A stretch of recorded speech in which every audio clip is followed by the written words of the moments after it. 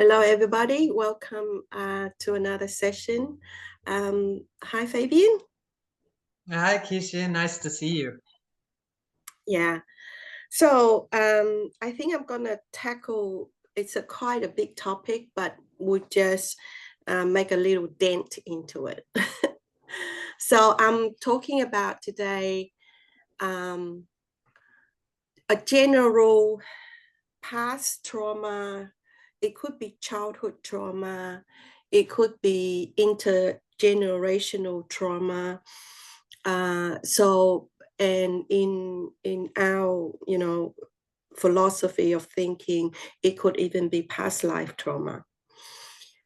So, um,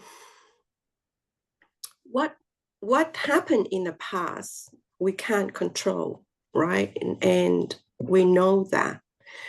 Um, things that happen to us as a child is so very important.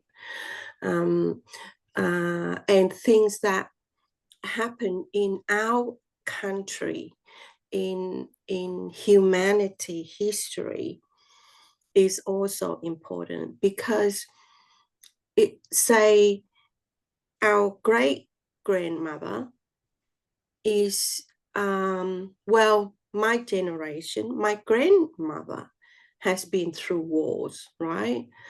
They've been through very hardship, so they would be going through trauma. And when they're going through trauma and they have children, their fear, their anxiety, their psychological wounds is change. It changed their DNA, but it also changes the children's DNA. So the subsequent generation, so like my mother generation, would feel their trauma, but they wouldn't know what's going on.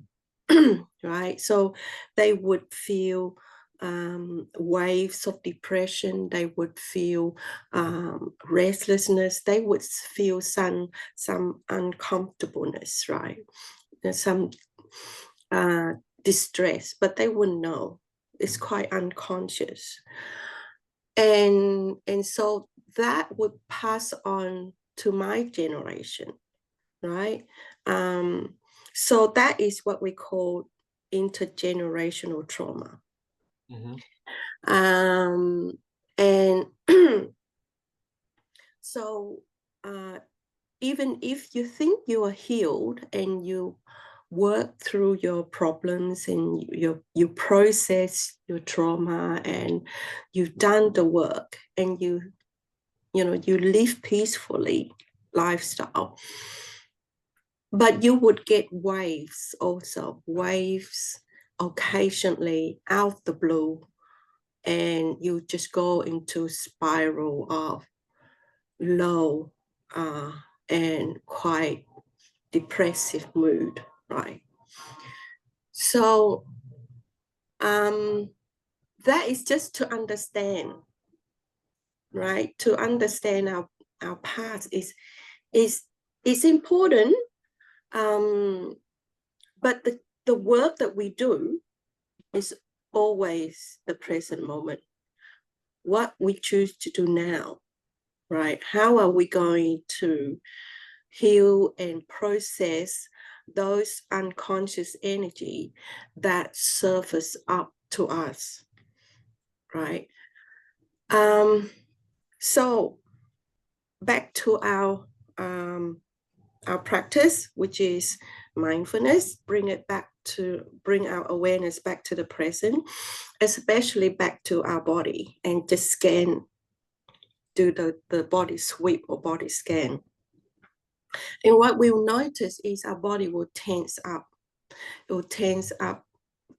Different people tense up differently. Some clench their teeth, some tighten their fists, some tighten their tummy, some tighten up the shoulder.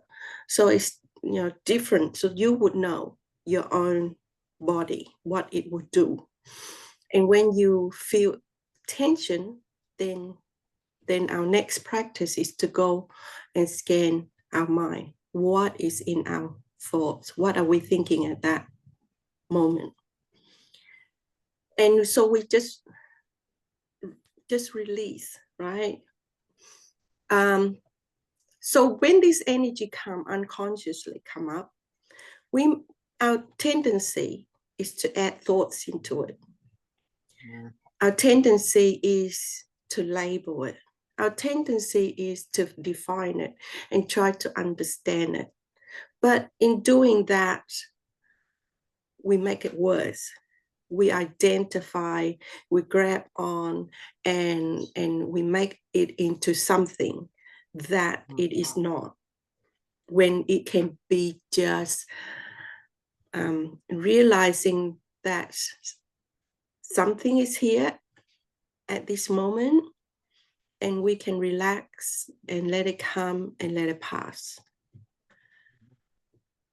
Right? So, but also be careful of our tendency of going to negativity, because this energy is quite dense.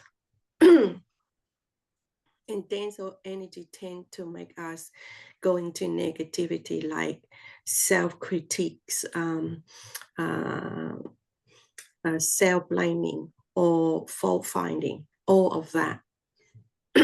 So be careful of adding thoughts to what is just, can be just a simple present moment experience, right? The energy is just energy, right? It doesn't need to be good or bad, negative or positive. We just need to realize that our mind does that. Our mind would want to label it. Our mind would want to say, this is negative, this is good, this is bad, this is low, this is high, this is what. Yeah. So that is how we use wisdom and self-awareness. Self-awareness is wisdom, and to know what to do. So we use wisdom to, how to call it? You can say dilute karma. So the karma came up as energy, subconscious energy, right? That's just one way of it resurface. And we use this wisdom to dilute it, meaning we can just let it come, pass, and that's it. But if we don't have wisdom, what do? We add thoughts, we make two stories, we suffer. Not only do we suffer, but we carry it forward into many days, many weeks, many months. So, so there's the story of the lump of salt, right? So the lump of salt, imagine this lump of salt is our past deeds, right? It's done. We can't control it.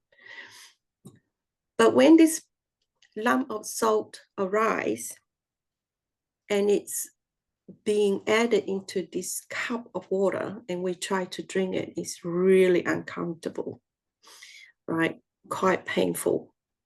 That's equivalent to our karma arise, and we don't know when it's going to arise, when the condition is right.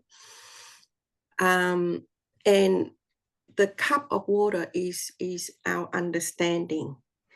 It's our weak mindfulness or no mindfulness at all. It's our unconsciousness, right?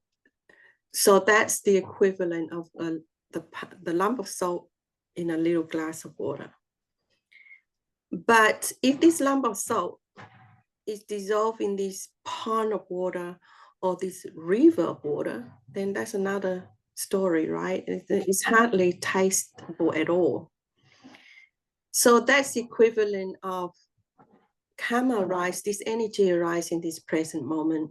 And we use wisdom, and we use our training, our what we've learned, our mindfulness, our self-compassion, right?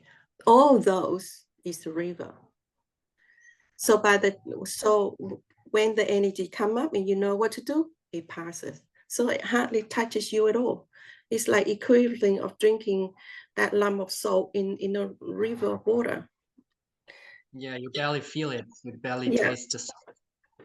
that's right. Yeah. Do you have any question? Yeah, I was just listening and following what you say, and I got quite absorbed in what you say, and I totally basically agree. So, I mean, we've been sort of scratching onto different topics like the intergenerational trauma. We talked about basically how we sort of break things which come up, and so what it actually does and what it might be. So yeah, I totally agree. Like stuff we experience in childhood or we experience from our parents or great like grandparents. It's, you know, when you're a child, you don't really know it. And if you grow up and you don't do the mind schooling and awareness, and then you think you are it, and you never know that it actually comes from somewhere else, and also from past lives, as we're Buddhists and believe in past life. But it can also occur in sort of an accident you once had, or in a heartbreak, right? So you carry all that stuff coming up, and but you're right, like you cannot control the past, but like these feelings, they basically are a result which you feel in the present moment. So you basically feel the past in that present, it comes in the present moment, and then you decide how to proceed further, right? So how you gonna determine the future, what you're gonna make out of that. So there's the saying, you know, if life gives you a lemon, you make lemonade, right? Simple as that. But yeah, Mm. it's pretty much what you say, and um, yeah, it's quite interesting also what you explained about the happenings in the human history, right? So there's a certain, like for me coming from Germany, is like basically we had more or less caused the First and Second World War. So Mm. not we as a like we didn't do that, right? But the great grandparents and whatever which have born in that time, they experienced that all, and that goes into the genes, you said, right? Like it goes into, yeah, the subconscious, and you transport that onto your, you know, child, and then that goes on and passes on. And then that's very interesting, right? Because yeah, it's something, sometimes stuff comes up and you don't know why, right? You could have a very nice day, sun is shining, just everything is sweet, and you know, it's like, and then all of a sudden, sort of, say the karma is right, and then there comes a massive wave of say a down, if we want to label it like that, or just whatever mood or energy, actually dense energy attacking you. And then it's very nice what you say. So there's not really a question, but I totally um, understand what you say. Like thinking, okay, how can I overcome this? Well, most of the time we're adding thoughts, and then we identify with that, and that's really how I experienced. You know, if stuff comes up, and for every human it does, and then we try to think our way through, we try to understand where it's coming from, we sort of go into that, and then we actually identify with it, and we burden up where like the sort of luggage comes up, and we're sort of in a dark place, and we don't know where how we can come out. So spiraling down, coming in waves, and yeah, the only way is what you say, the mindfulness, right? So starting with the mindfulness of the body, sweeping, see what's tensed up, and then we realize, oh, there was something, right? That there is something which actually caused that. And then we go into the mind and see what it is, or into the heart and see, okay, where do we feel it detected? And then we can let it go instead of feeling it, and identifying with it, and yeah, so, and going to negativity and labeling. Yeah. So when things happen to us, say suffering or pain, um, it's an opportunity. It's it's like a little honey. Uh, if we have the right mindset and attitude, then we can learn from that, because we tend to learn more when we suffer and in pain than we learn when we are happy. Because when we're happy, we just enjoy it and we live it. But when things didn't go our way, or our attachment or desires is not being met, or or unconscious karma come up, then it's an opportunity to learn. And what do we learn? We learn about it's an opportunity to practice self-awareness, right? It's an opportunity to hone in and strengthen our mindfulness, strengthen our self-compassion, strengthen kindness, because we need the ability to acknowledge that it is happening, that we are in this mood or this mindset, identify, just acknowledge it and accept it, and then just let it go, right? The ability to let go is forgive. And we need to, forgive the past, forgive our parents, forgive our histories, because if we we don't, then yeah, we will just resist, right? We will resist. We will go into fabrication, and that is how suffering starts. Yeah, actually, just wanted to just bring something in. Actually, in order to forgive, sometimes it can be a tool, at least from my understanding, that you go and have compassion, right? If you have an issue and holding a grudge for your parents and how they treat you, and you know how they dealt with you in raising you when you were a child, and then you think, oh, they made me this, they made me that, and they are so bad, right? So, and then actually having compassion to, in what time did they grow up, right? So, and also thinking or might feeling into this time, how did they get raised?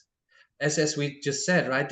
It's gonna be passed on. So if you, for instance, as a child, got beaten up by your parents somehow, a really bad case, and just bringing that example up, and it's likely to be that your parents have been beaten up by their parents, and because that was the time, and that was the time spirit, and that's how they dealt with children, and with problems. And then yeah, so you think, oh, then you can forgive all of a sudden way easier, because you think, oh, they have suffered too.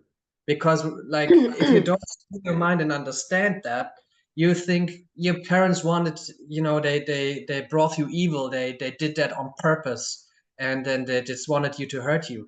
But that's not the case. They've been actually victim to their, and we made a video about the puppet master. So if you guys just jump in here, you might see that video too. So they've been a victim to the or they dance to the tunes of the puppet master. So compassion is another tool which makes forgiveness possible. Okay, I just want to add to that. Shift in perception is very important, right? Our ability to to recognize how we perceive things is not working, and to shift that and to see reality in a different perspective. So in this case, say somebody who have traumatic childhood and have such a strong resentment to their parents, the way to shift perception is to realize that the person that they are now is not that little child that was hurt. And the people that hurt that child is not the same people that is now, right? Yes, that's so true. So because of the transient and impermanent nature of reality, once we understood this, then we realized that nothing is solid. So how can a person be the exact person now in the past? So Yes, yes. so if we shift our, yeah, I saw that little light bulb somewhere in your head, like Yeah, I mean, it just explains the non-self aspect too, right?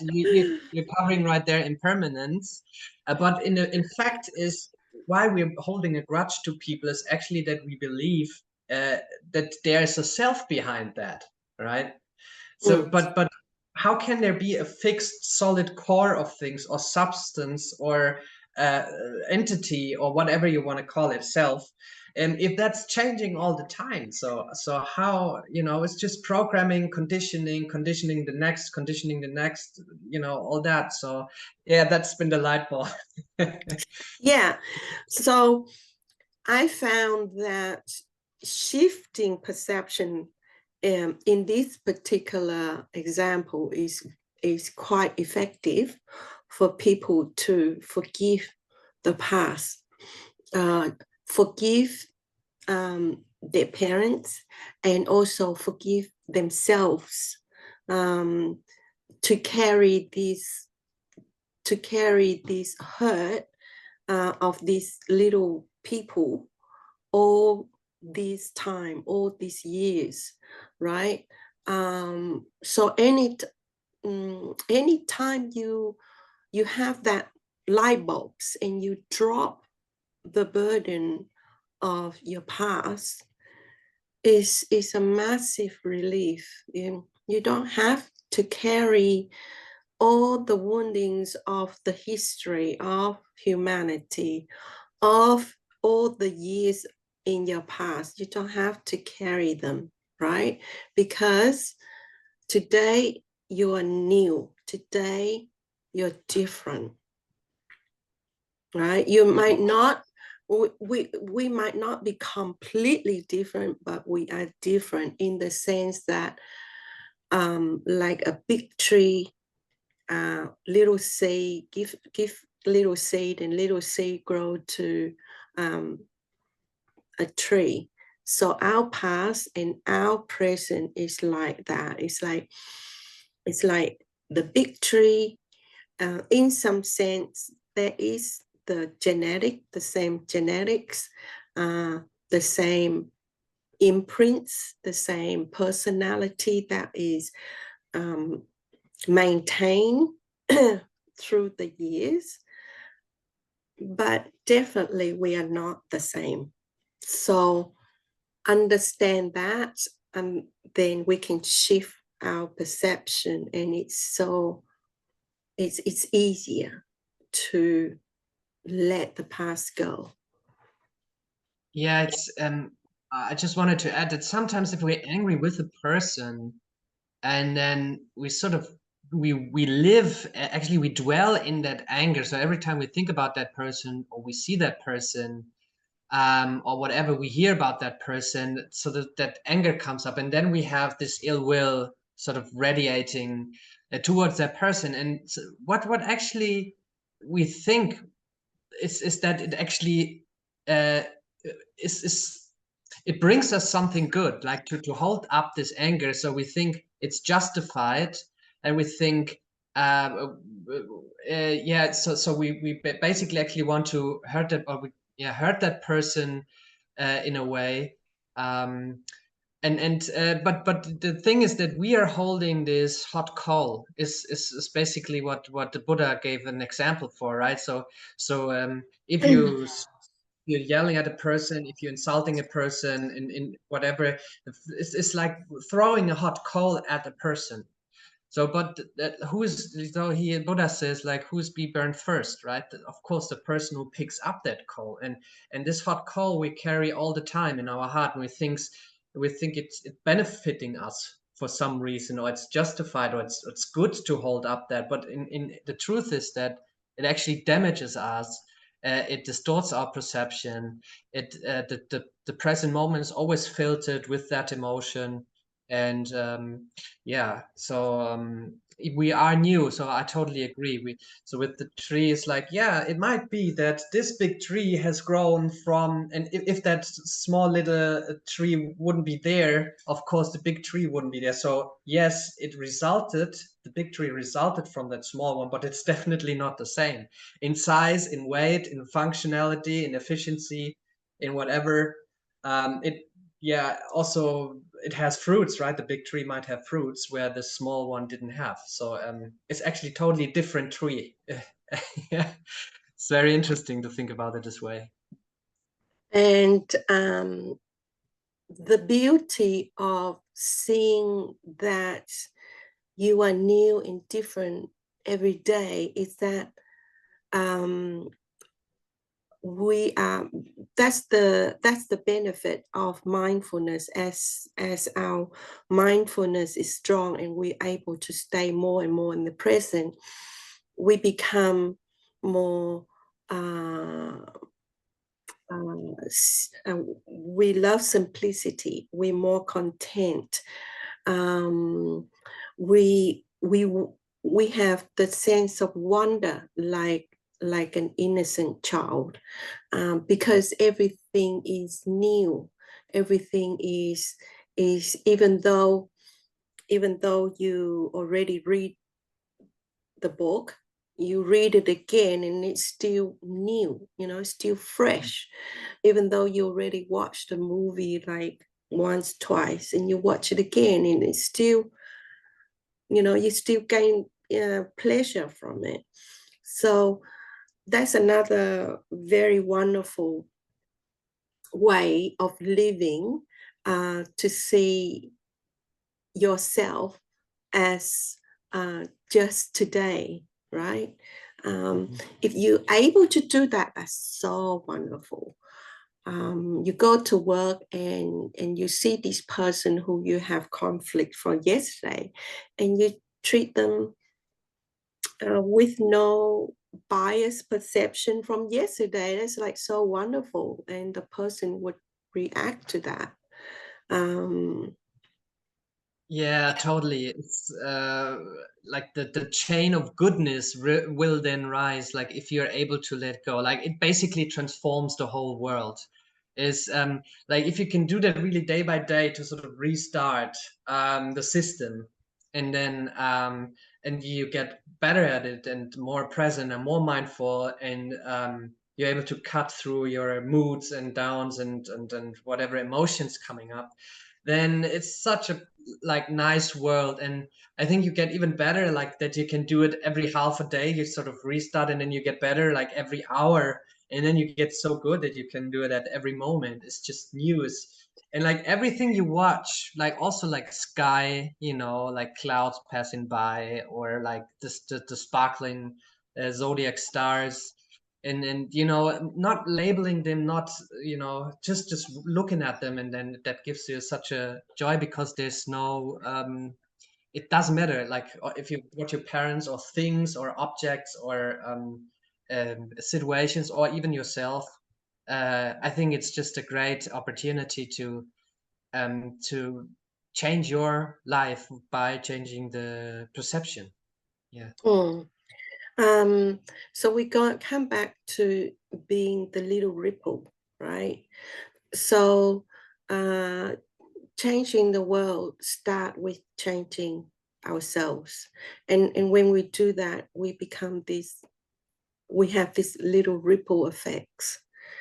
And the more we embody compassion, embody wisdom, embody stillness, silence, then we are more of a ripple, right? So the moment we on this path, and learning self-awareness, learning meditation, purify ourselves, we are already a little ripple, like a little pebble thrown into the pond. But as our practice gain momentum and we become stronger in our qualities, in our heart and in our mind, then we're not a pebble anymore. We become a big stone. And so, like, enlightened person, imagine like they walk around with this emptiness, right, weaving through the world, right? They're not even the stone, there's this black hole. this this vortex, so it's like, so imagine the ripple that cause. So yeah, so every effort counts, right? Every tiny drops of effort that we put in always count. It's never wasted. Yes, So yes. on that note, we're going to leave it for today because it's ending our session just a few minutes ago. And it's always nice to talk about this. I found so much passion and joy in sharing with other people, so that they be benefit. Yeah, I mean, it would be so fantastic if like more and more people in our surrounding would start to think this way and start to change. And I always love to just imagine what the world could be like if everyone would do that. So it's totally a You, transformative. yeah, you be the ripple. Whether they gonna set the ripple or not, it doesn't matter. Yeah. So we just focus on being that vortex or that big stone that would cause the ripples. Yes, well said. Okay. Yeah, it was beautiful talking to you. I found this is a very important topic, and yeah, it was very light bulbing. Excellent. Okay. All right. See you next time.